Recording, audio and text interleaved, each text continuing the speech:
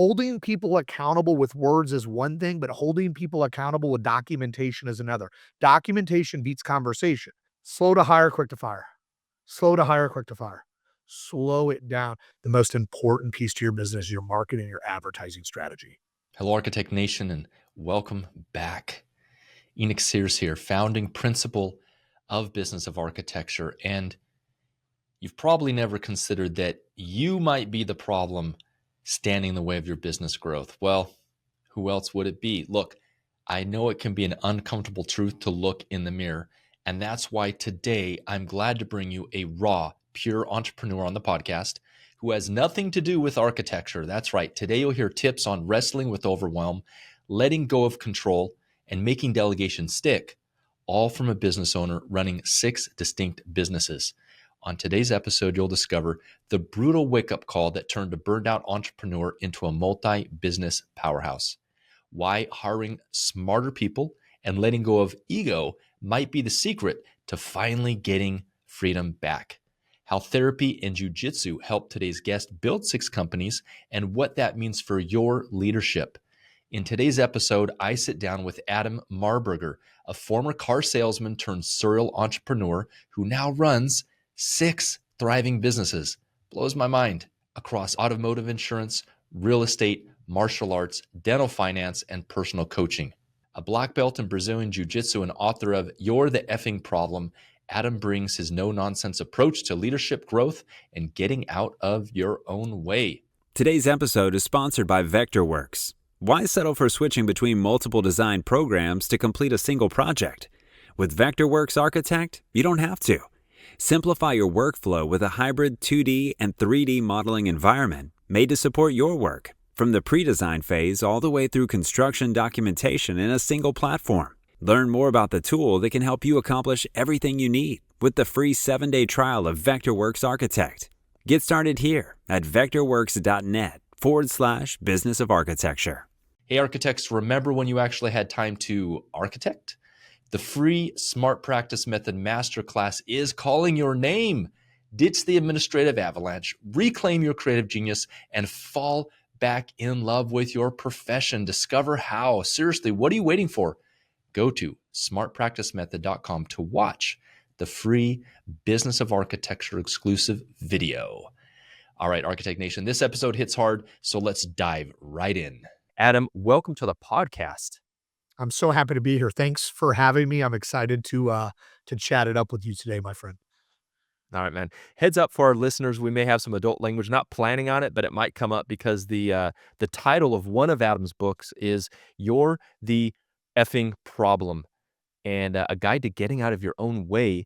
Adam, you mentioned, so we'll talk a little bit about your business history in a minute, but you mentioned you had a bit of a revelation in 2019 involving a mirror and this particular phrase, and you're kind of torn about this provocative title, shall we say. Mind sharing that story with us? Oh, I'd love to. Yeah. So I was, full disclosure, I'm a Christian man. I don't really use that F word unless, I'm really upset, right? It's rarely that I use the F word, but I had a conversation with myself in August, kind of hit rock bottom.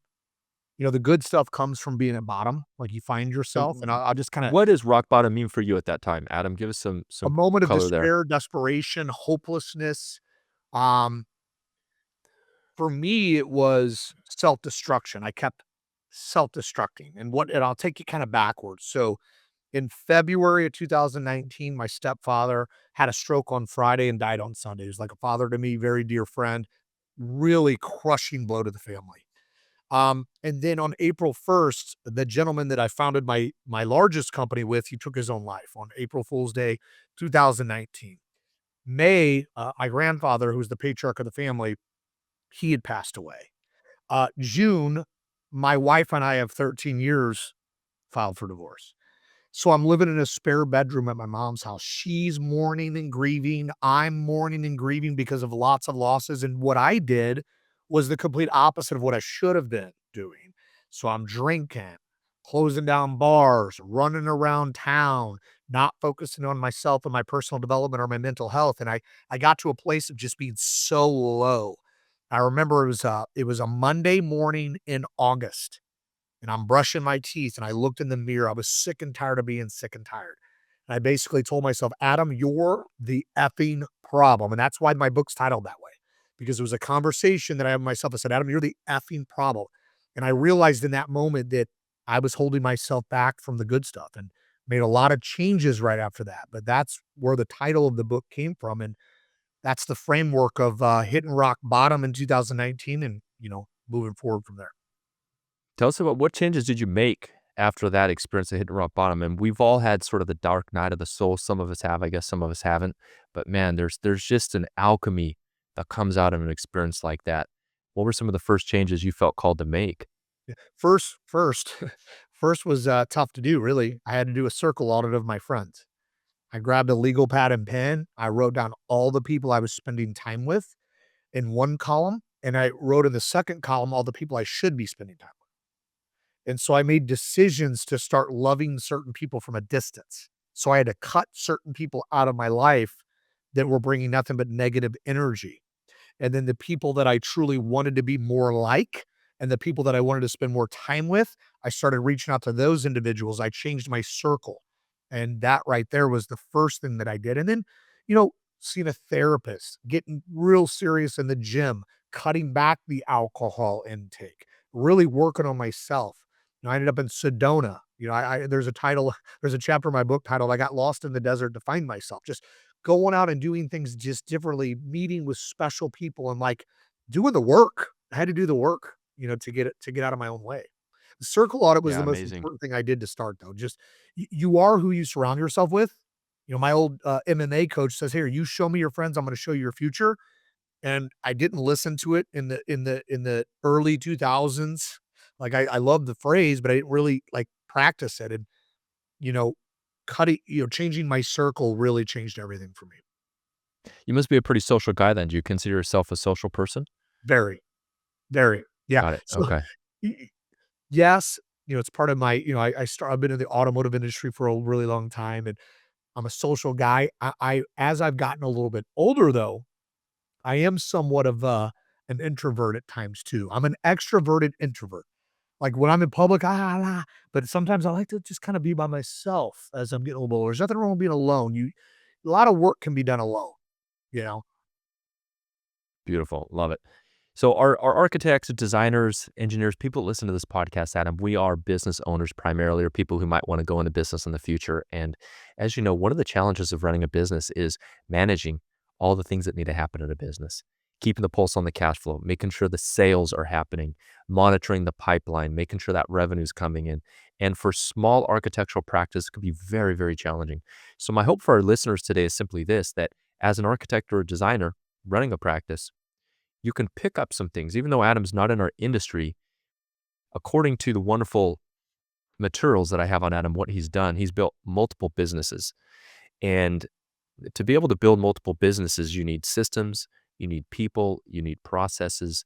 Like Adam cannot be everywhere all the time. Adam, I would not imagine that you are working, you have 6 businesses here over time. I don't know if you're running them all concurrently, but I wouldn't imagine you're working 40 hours per week in every single business. No.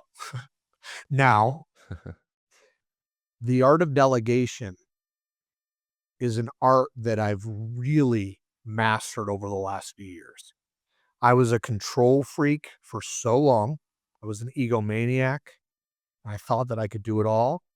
And the reality is that's so far from the truth. The day I learned the art of hiring the right people, empowering those people, not by micromanaging, but empowering those people and truly allowing them to do their thing is when my life changed. So I can't do what I do without the people that I have. I hire people better and smarter than me. That's what I do. I hire people better and smarter than me. And then those people help grow our businesses. And so, yeah, it's a beautiful sight. And it took a very, very long time to get out of my own way to actually put that in place. What do you think was keeping you from getting to that point earlier? What was stopping you? You've done a lot of self work. You're in Sedona. I would imagine, probably doing some breath work or some other Yeah. modalities to Yes. get in touch with, to like get in touch with the inner child and all that, some powerful self work probably. So I would imagine you were addressing in her stories. I'm just curious, what did you identify anything that had kept you from delegating? Because we always say delegating easy, just do it. But like you said, we self-sabotage. Here's the thing too. You said this a second ago that I don't see you working 40 hours a week in each business. It's just humanly impossible. There's not enough hours in the day. And yeah, when I went up to Sedona, I was able to really work through some deep stuff. I felt when I left Sedona, I felt worthy. Like I never felt worthy. So I worked with some people. I am worthy. Right. And so I was able to really kind of have that self-love that was missing. I think we all should search for that because we are all uniquely designed. We're gifts from God. We're put here on purpose, with purpose. And that a lot of people always say that's surface level. That's just rah, rah. No, it's true because we're all uniquely designed. Where nobody's the same, right? But when I got back, I just had more clarity. And when you have clarity, your decision making is better. In letting go of the ego. See, I carried so much ego around that I wanted to be the best. I wanted to prove. I wanted to be the best. But the reality is there's always somebody at a higher level. There's always somebody just doing a little bit more than we are. And so I embrace the fact I'm gonna start connecting with people doing more than me. I hired a professional coach. Right now I work with a woman by the name of Danelle Delgado, who is an absolute machine, brings clarity into what I'm doing. But as far as delegation, I withheld from delegation and empowerment for so long because of ego. When I was able to let go of the ego, then I can allow people to run and let them do their thing. And that changed everything for me. And it was very difficult. I've got a company, we were talking off air a few minutes ago that I got a company, I've got a partial exit set up. And this company's my baby. It's my life. I built it. I nurtured it. I grew it. But now I just can't grow it to the level that it deserves. My clients deserve more. The people that work with me, nobody works for me. The people that work with me deserve more. So I've reached out to individuals that are doing more than me, and there's a deal about to be made. And we're going to grow to the next level through people. It's about people. Of course, processes, got to have processes, you got to have systems, but I think it comes from people first. The people that we do life with and business with are those that are going to grow our business, period. Love that. Adam, your intro here says that you have started 6 massively successful companies. Define for you, what is massively successful? How do you define that? Great question. So success to me is not defined by decimals in a bank account. Just not. Money doesn't impress me. I know a lot of people with a lot of money. How do you talk to people? How do you treat people? What kind of parent are you? What are you doing in your community? So for me, success is this, and this success, I speak to my people in each different company that I have. Success is doing what we want to do, when we want to do it, with whoever the heck we want to do it with. Nobody clocks in and clocks out that works with me. There's no vacation time. You want a vacation? Take one. I don't care. Like numbers, action, like your results are all I care about. So we built these cultures in every single business of just love, grace, I give everybody freedom. Now, obviously I've had some cancerous individuals and companies before that we've had to part ways. I don't let people go. They let themselves go. Because if you don't fit within the culture, you don't have the right mindset, then you're not for us. But each one of my businesses, there's so much autonomy. There's so much opportunity. And so that's why I've been able to do well is because I get the right people and it's a true community, it's family. And so success is doing what you want, when you want, with whoever you want. And I share that with everybody because that's what I want for everybody in my teams, period. Adam, yesterday I sat down with my son and I was having a conversation with him. He's at this point where he has a lot of spare time on his hands. Okay. He's a senior this year, but he's homeschooled. So he has, let's say, he has a little too much time, right? Playing a little too many video games. Okay. So I sat down with him and it was uncomfortable conversation for me because as a father, I want to be liked by my son. I want him to feel my love. I want him to feel validated. But at the same time, I don't want him to go down the rabbit hole of being addicted to video games. Yeah. Okay. So you talked about building a culture of grace and love. And I get that. The same thing is true for my family. I want to lead as a father and serve with my wife in love and in grace. And yet there's still accountability. There's still responsibilities. There's still chores. How do you navigate that in your business of creating that kind of family-like culture while still having accountability? Because let's face it, yeah, just maybe tell me about that. How have you created a culture where people actually do what they say what they're supposed to do and work on themselves and push the results forward so That's a you're not great question. micromanaging like you said? It's a really good question. Um, Accountability is scary. Not everybody loves that word that starts with an A. No, I mean, most people don't. It's uncomfortable. So here's what I do. I hate meetings. I'm sure you've been in business a long time. So I'm sure you've had bosses and not leaders, and you got meetings about meetings about meetings. I'm sure you've been in a meeting before, like, what the heck? This could have been an email. Like, what? So I don't do that. So I have a staff meeting on Mondays, all my business. We have a quick, they're 20 to 30 minutes, 30s tops. And I'll use this company for an example, Ascent. This is my baby. It's my fourth child, sometimes my favorite. My kids are a handful. I'm kidding. If my kids see this, you're my favorite. But with that being said, there's a weekly worksheet that my staff is required to have filled out before the meeting. And it talks about your 5 biggest wins the previous week, your 5 major goals, and an action plan. Not just goals, but what's your plan of action? So I review these with each one of my people. It's on paper. Holding people accountable with words is one thing, but holding people accountable with documentation is another. Documentation beats conversation. So they're actually filling out the document. I'm reviewing the document with them, and there's follow-up measures in place. There's calls midweek. How are we doing? This is what you said you were going to do. Are we there yet? I'm accessible to my team. A lot of my team sometimes like, Adam, we don't want to bother you. You're on airplanes every other day. No, no, no, no, no, no, no. I'm yours. I work for you. So my job as a leader is to help them get to that next level, and you cannot do it with extreme accountability. So that's what I do on a weekly basis. There's a document that's filled out, and that document is held accountable by myself and my assistant, Laura. And you don't want to cross Laura.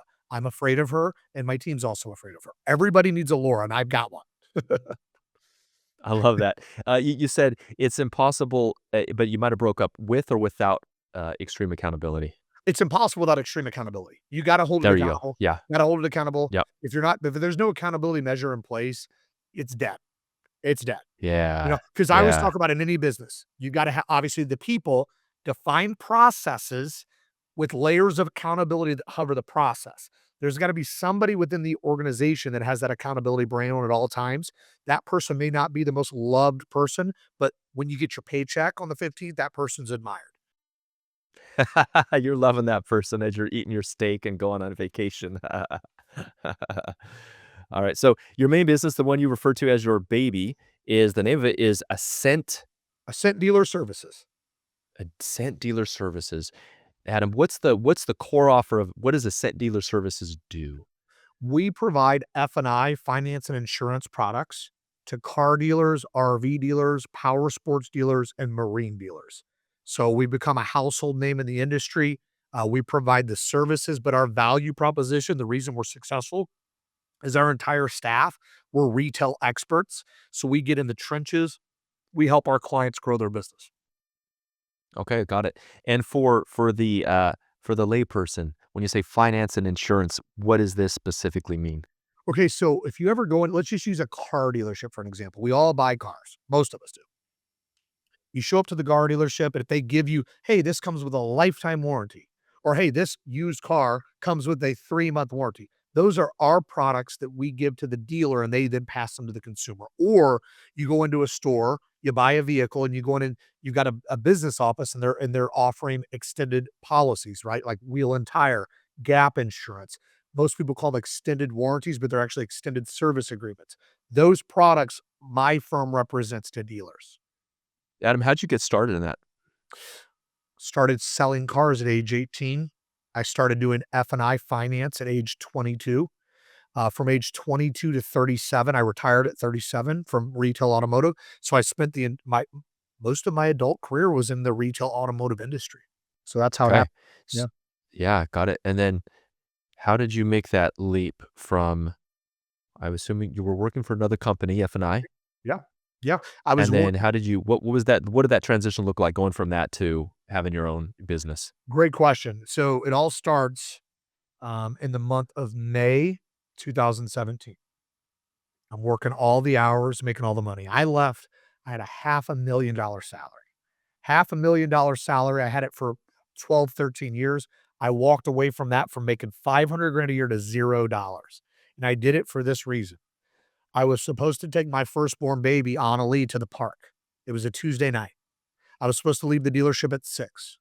Customer shows up at 5:57. They want to drive 11 cars with horrendous credit. They couldn't finance anything. But my sales manager made me stay till 8 p.m. I'm sorry, 7:45 p.m. I get to my house at 8 o'clock. My wife at the time says, "Hey, Anna's, pardon my language, Anna's pissed at you," is what she said. I'm like, "Yeah, I can see that." So I go into her room, climb up on the top bunk, and I lay with her, and she's sitting there like this, just arms crossed, mad. I was like, "Anna Bear, I'm so sorry. I had to work late." So she compared me to the neighbor's parents. She compared me to the neighbor's dad. She goes, "Well, Ty and Mia's dad is always home. He's available." And I said, "Ty and Mia's dad's a school teacher. He gets off at 3 o'clock." So I'm defending my position to a 6-year-old little girl that just wants her daddy. So I knew it was wrong. I should not be. I should have just been loving on her. So after that, I walk out immediately to my garage. I called my owner, who's one of my best friends. He's my mentor. I still hang out with him a lot. I call him up. I say, "Hey, Craig, 90 days, baby. It's time." We talked about it. I was like, "Here, give me, 90 days."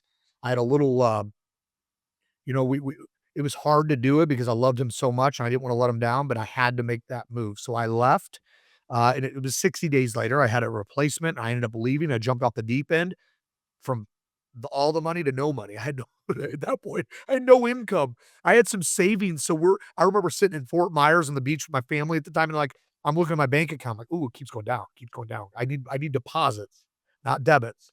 And so that's where I ended up going into this side. One of my mentors, one of the most brilliant men on the planet, his name is Johnny Garlic. Johnny brought me into this side of the business and showed me the ropes of the insurance side, and I never looked back since. Got it. Okay. Okay. So in terms of the businesses you have, thanks for that story, Adam. That was on the edge of my seat there. I feel you, man, with the little daughters. All right. So you have your mainstay business is the F&I business that we just talked about for auto dealers, RV dealers, marine. You said two in real estate, one in martial arts, one in the dental industry, and then one in coaching and personal development. Yep. Can you give us a general idea of the revenue of each of these businesses, Yeah, kind of I where they mean, stand right now? Ascent, I mean, we'll do close to 5 million bucks. Dental Protection Group's a startup. I will tell you that I introduced the concept of reinsurance to the dental industry. I believe that company can make Ascent look like a very small company. I mean, we have no competition. We're in it's wide open for us. That's my newest startup, and that's part of the reason that I'm partially exiting Ascent, so I can put a little bit of focus on dental and other businesses.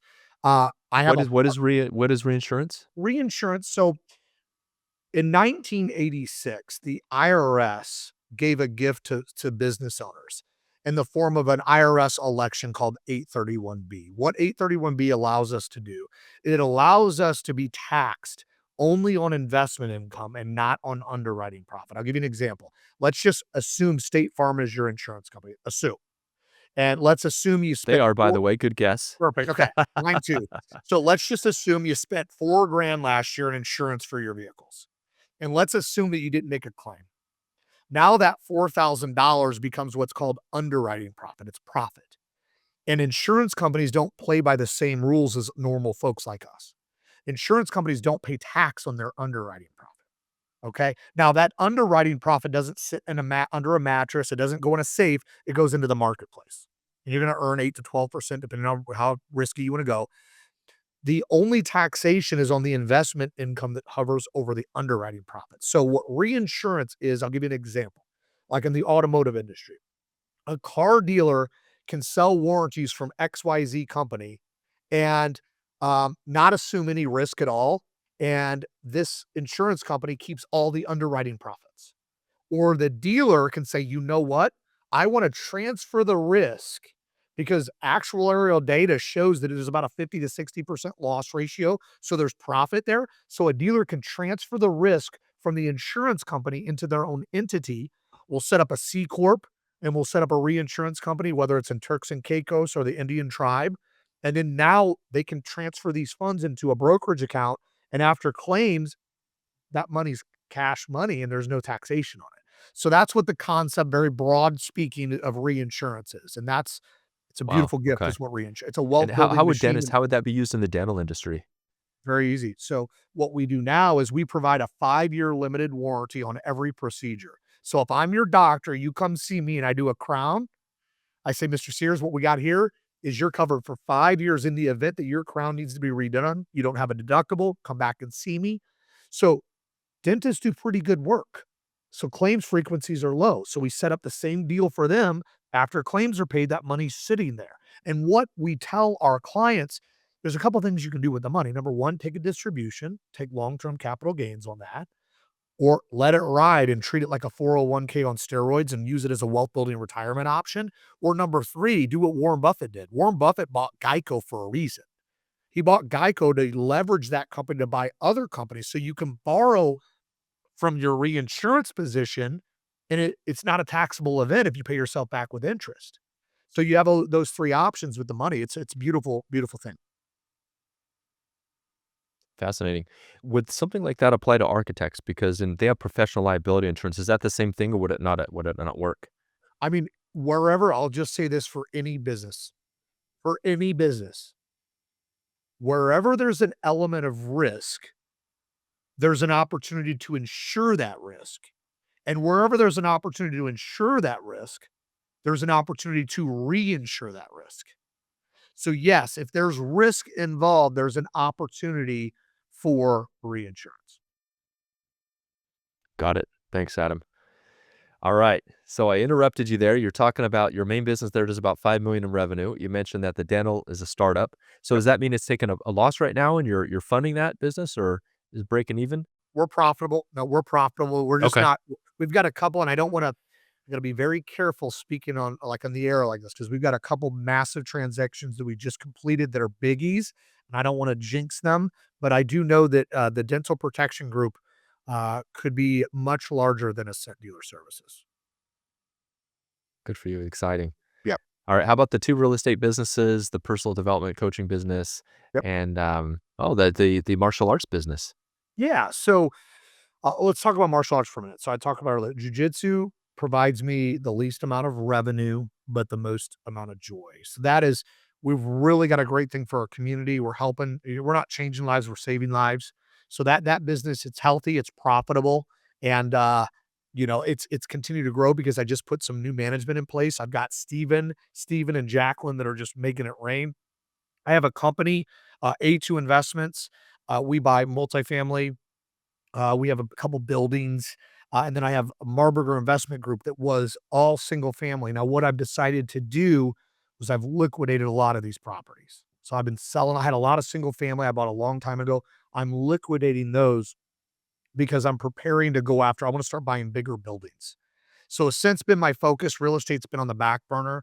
But what I'm doing now is I'm really trying to strategize for the future. I want to do some of these bigger deals, 100 door plus deals. That's where we're going Yeah. Are you next. looking to buy and hold, or are you looking for a different strategy? Is Buy buy and and hold. sell to a Buy larger real buy and estate? hold. Buy and hold. Buy and hold. Buy and hold. Amen. I wanna buy and hold. I'm thinking about my kids. I've got Ascent running well. I want real estate's good. I got quite a bit of equity and a lot of property. I wanna transition that into a cash flow thing.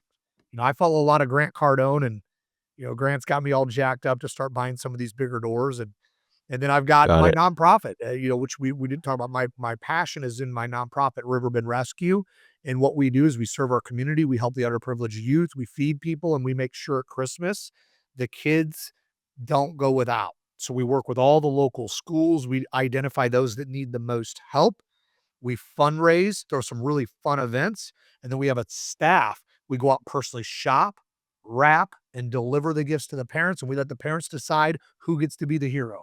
Is Santa the hero? Are you the hero? That's fine. We want no praise for it. We are silent. But that's Riverbend Rescue is something that we're really proud of. So my guess is these companies are rather young because it was 2017 when you left your previous mode of employment. Am I incorrect there? No, correct, but my real estate I've always done through. Real estate I Okay, built so as I'm you're working. Yeah, and the yep, martial arts academy yep. was right when I left my full-time job, we opened up the gym. So yeah, they're relatively young. Some of them Got it. anyways. Okay, and the personal development and coaching company now, was that? Is less than 1,000,000 right now or Less than topping a a million. 1,000,000? Oh, yeah, Kinda yeah. where do you I mind sharing? $500,000 in receivables last year, 500,000. I do one-on-one Mhm. coaching, I do group coaching, I Okay. go into organizations, I do a lot of speaking. My speaking's really starting to get paid, starting to get some money to speak, which is a Excellent, blessing. man. That's good. Yeah, Yeah. it took me a I long bet you're a time to get dynamic speaker. well, it's here, I suck at so many things. God gave me the ability to communicate. And so, like, when I get on stage, like, I love being on stage. I've learned how to connect with I cut the audience into sections, and I learned how to connect with each section, and I love that. I love it. So, a lot of speaking, writing books, doing workshops. I got partnerships now with Toyota and Lexus at the OEM level where I go into these massive groups and I speak. It's been a lot of fun. That's awesome. Let's circle back to delegation. Important topic, right? You're not gonna launch separate businesses without hiring the right people. What have you learned about hiring the right people for your businesses, Adam? What I've learned is the people are the most important thing, and I've learned that slow down a little bit. I am the person that loves everybody. I see the good in everybody. I never see the bad. I just don't see it because I have such a big heart and I love people and I wanna help them. I'm easily to be sold. Like, dude, I was in Vegas, like, I stay away from the Rolex, so I've already got my Submariner. I don't need to buy I don't go into stores because I could be sold so easy. Like, you show me the value, and if I can afford it, I'm buying it. I'm the easiest sell in the world, and I know that. Being self-aware is the best a trait anyone can have. But the problem in the past with me with hiring is "You're hired, you're hired, you're hired." Now it's slow down, run it through a panel of individuals. I wanna be the last interview. I wanna be the first one to have a quick conversation. I would say, "This is not an interview. Who are you? What do you stand for? What are you trying to accomplish? Great. Let me schedule interviews with my staff. We are a team. We do everything as a team. And I want you to meet a handful of people before we meet. So then I delegate that over to my people. And I've got some people that are very good judge of character. So then after they run through three other of my individuals, they'll say, Adam, hire this person. Don't even need to interview them. Or they're like, hey, you need to really talk to them. And so then I could be the final interview and I could really get to dig into it a little bit more. So slowing down to hire is the best decision that I learned. I think over time I learned because I was so quick to hire in the past. So yeah, I challenge every entrepreneur. If any entrepreneurs listen to this, is like slow to hire, quick to fire. Slow to hire, quick to fire. Slow it down. I was with a business professional this week, and he told me, he's like, "Here, do you take your potential" he used the E word, employee. I don't like the employee word. I hate that word employee, but he goes, "Do you take your potential employee and their spouse to dinner before you ever consider making an offer?" I go, "No, I don't." He goes, "You should. You need to get to know the family." Lots of stuff, especially get a couple glasses of wine in ya. There's a lot of things that kinda come out that you really need to know and should know. And so I'm gonna take that advice actually. Going forward, I'm not hiring anybody without a formal dinner, period. So, Adam, what's your process for launching a new business? And let me give you some background and then I'll have you answer. So, architectural practices they'll be focused on different industries. Maybe they'll be mainly residential or they might be focused on multifamily. And one thing that a lot of our clients and the people we work with want to do is to diversify because they don't want to have all their eggs in one basket, all residential, or maybe they want to hedge against the multifamily market. So for them, opening up like an internal different market line is not too dissimilar from starting another business. So I'd like to know from you, look, let's say I'm a business owner. I'm very busy as is.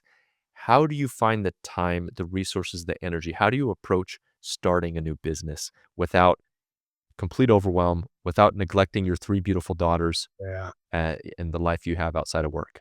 that's tough, because my brain doesn't stop. I have ideas at 3 a.m. when I wake up just to use the restroom. The shower thoughts are insane. The ideas and business ideas in the shower are just insane. My girlfriend Sully is like, dude, slow down. So I am not taking as much action on some of the ideas that I have. I don't want to be, the jack of all trades and a master of none, in which I've proven success. So, I mean, I know what I'm doing, but there's a lot of things I don't do well. And I know right now there's been a couple deals that have come across my desk that I just said no to, because if I would have said yes to them, I'm going to sacrifice myself from other companies that need me right now. So there's a time and a place where you just have to use that 2-letter word, no. No is your friend, actually, because I've been a yes man my whole life. Saying no is very, very important because timing is everything. But let's pretend for a minute that you, Mr. Sears, pitched me on an idea that I think's brilliant. So what I'm going to do first of all is I'm going to research it. Like if it's something I'm not familiar with, it's an industry that I'm not already in, I'm going to spend the time doing my market research. I'm going to slow down, spend some time in research the market. And then I'm going to put some type of an outline together. All right. What is my product offering? Who's my competitor? And I'm going to study the competition, of course. And then I'm going to go, all right, how do I enter the market? Then what people am I going to have in place to help me penetrate the market? And then the processes and systems come from below that. So it's, okay, what's my product? Who's my competition? What are they doing right now? How much market share do they have? Where does the opportunity reside? And then here. All right. Don't judge me, but I'm this guy. Like I'm a legal pad gun guy. So I always have one on me. Always. And so I'll just start sketching. I get it to paper, right? And then at the end, and it all comes together at the end. It doesn't always look so pretty, but I just get it all out there. I jot all the ideas. What scenario, worst case, best case, where are we going to start? What market makes sense? That's how I do things. And can I be honest with you? Like, I don't consider myself like I'm trying to learn how to be a CEO. I think I'm a shit CEO, to be honest. I think I'm a brilliant business person in a sense that I've got so many great ideas and nobody will outwork me. Nobody will ever outwork me. But I also like am still a novice in a lot of areas. And being humble in that approach has helped me because I'm not afraid to raise my hand and reach out to people that are better than me and do more than me. Like, hey, listen, I'm struggling here. Can you help me? It's amazing when you ask somebody, can you help me? They want to help you. People want to help people that want to be helped. So that was kind of a long rant that like, I've always been that sales guy that let's close a deal and figure out details later. And that's why it's important to have people on my team, which I do, to clean my crap up. They clean some of my crap up because I'm a little rogue. I'm against the grain. I'm a bulldozer in sales with vision and ideas. So that was a long-winded. Hopefully, I answered the question. I'm a work in progress, and I'm humble enough to admit that I'm a gigantic work in progress until the day I'm in my grave. I think I still will be. So when you're starting a business, Adam, which one comes first? Is it the sale? Is it the person you hire to then go out and start that business or something else? Something I mean, you else. mentioned the plan. So let's say we have the plan, we have the outline. How do you Something then, else. what's the next step after that? Something else. The most What do you important thing do? in any business, I challenge for your people to write this down that are listening or watching. The most important piece to your business is your marketing and your advertising strategy. Your product is your product, but nobody even may know who your product. People may not know who you are or what your product even is. It's the marketing and advertising efforts that allow that product to be viewed to turn that product into a potential lead that can then convert to a sale. Of course, the people is the foundation of your company. So you should have the right people in place before you hit your marketing, right? Because you got to have the people convert. So the right people, but it's the marketing strategy that is everything in a business. And I will take that to the grave. So for your, let's take an example here for your dental startup that you're working on right now, dental reinsurance. So the marketing for that, are you using your existing resources, existing team members? Like, hey guys, this is a new business I want to launch. Can you help me market this? Are you personally marketing it? How are you putting together that initial marketing to make your first sale? It's a combination. So I'm not using my existing teams. My partner, Max, and I, we went and hired our own team and we use the most beautiful tool in the world, social media. Organic, organic social media, creating videos. We create a lot of high level videos. You can't see, but I've got a green screen set up in here. I got a videographer on payroll. We just shoot content, shoot content, shoot content. So we use these videos, and then what we did was we connected with thought leaders in dental that we use their resources. So we're using their networks with our video marketing. Did we pay to play a little bit? Yeah, we did. We hired some companies to do some email campaigns and whatnot. We spent all the money going to all the expos, all the big events. We did that up front to get brand recognition, but it's that social media marketing that truly gets people to know who you are. People want to buy from people that they like and trust, and then they'll look at your product. So when these videos come out, people see us as humans. They see us as funny. They see us as real, and then they do their research on us, and then we set meetings. Adam, you've had setbacks. What's been, would you say, the most challenging thing? Is there anything has been more challenging than that time you hit rock bottom, or would you say that's it? Well, the biggest business lesson, the first big business lesson, I started a software as a service company. In 2016 is when it started. We hit market in 2017. There was a gentleman, I'm not gonna say his name, there were 3 of us partners. I will learn never to not have majority of a company. That won't happen unless I'm investing in something and I'm kind of an outside entity that just wants a return. But if I'm truly invested in a company, I will never be less than 51% ever again. So I was a 24.5% partner in this deal. I was the entrepreneur in the group. I was the one that had the connections, and the CEO, and he loved the title CEO, the brokest CEO you've ever met. This gentleman had 51% of the company, and he derailed our company. He ended up stealing. So I had relationships with banks. I was able to get non-secured lines of credit to start a company, which is unheard of. And this guy stole $100,000 from us. He took money, withdrawal after withdrawal, and he couldn't account for it. And then we sued him. He didn't have a pot to pee in. So I still have judgments on him to this day. I won't get a dollar out of it. So what I learned is you trust but verify.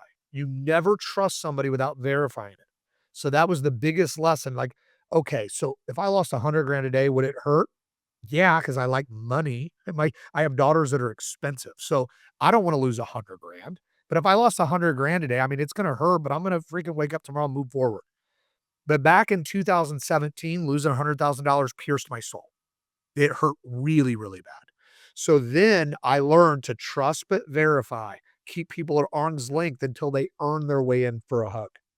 That's the biggest lesson that I took from that. Amazing. Just to finish up here, Adam, it's been a great interview. You mentioned you have a personal coach. You provide coaching services.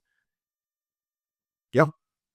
Tell me why you invest money in coaching when, let's face it, you could probably figure a lot of this out on your own, couldn't you?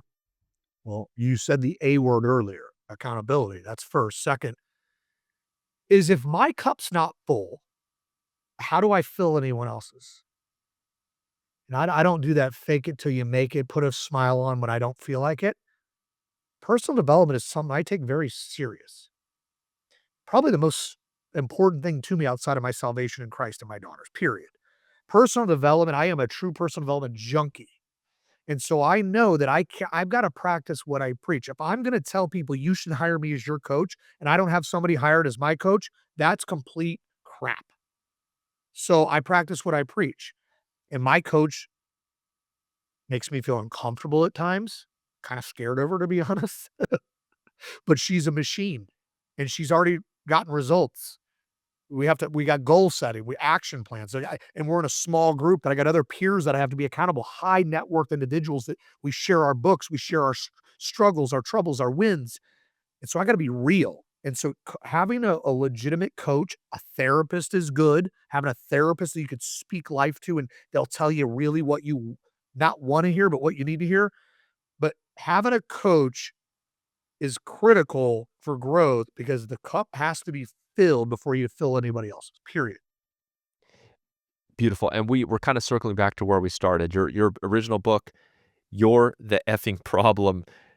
What does that actually mean? What do you mean when you say you're the effing problem? Well, that was the conversation I had with myself. August 2019, I was just disgusted with my actions, my results. How are we our own problems though? How are we our own problem? Let's face it. We got the economy. We got clients that don't appreciate us. We have, team members that maybe aren't as bought in or entitled. So how am I the problem, Screw man? that.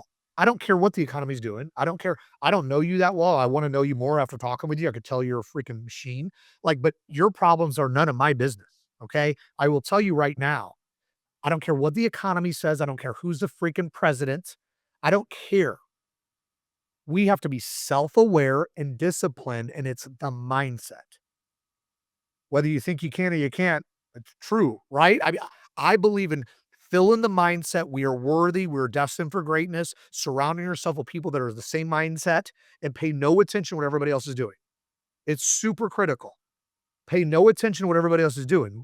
Focus on yourself, control the controllables. It's about mindset. And yes, that time where I titled my book, You're the Upping Problem, I didn't have self-aware. Now I became self-aware. But a lot of people aren't self-aware.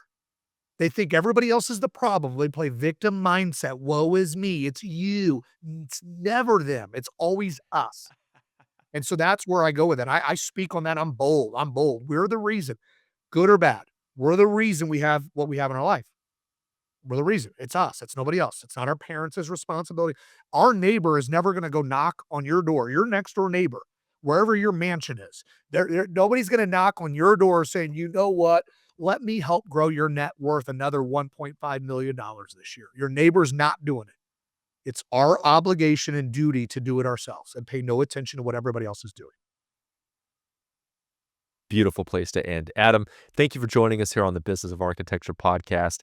The ethos of what you shared is completely aligned with what we like to talk about here as this army of architects goes out to create their own liberation, to create their own freedom, to impact communities and their families.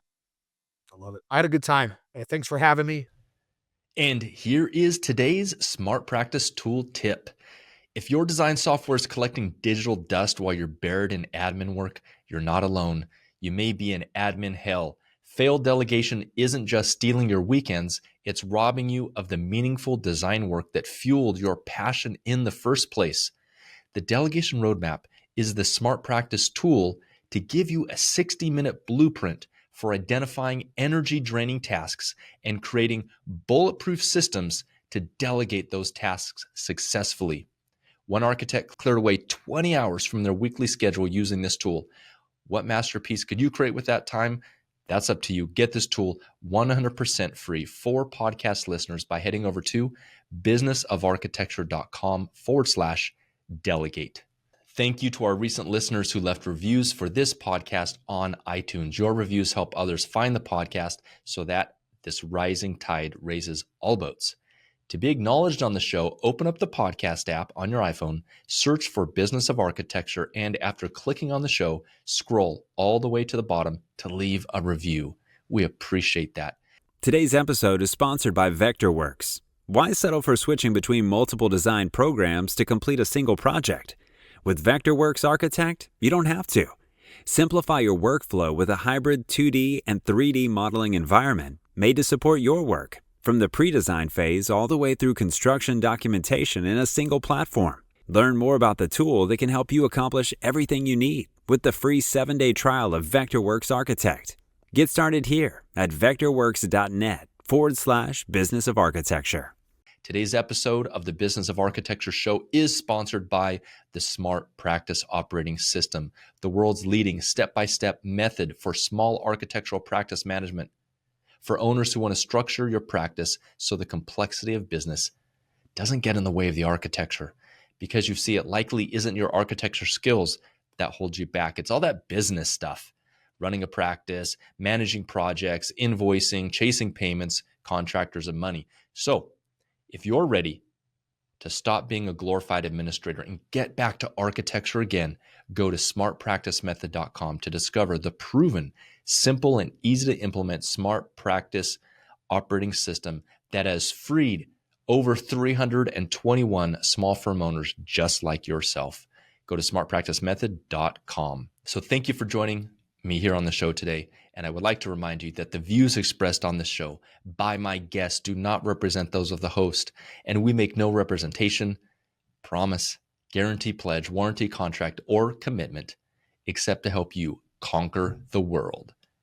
Carpe diem.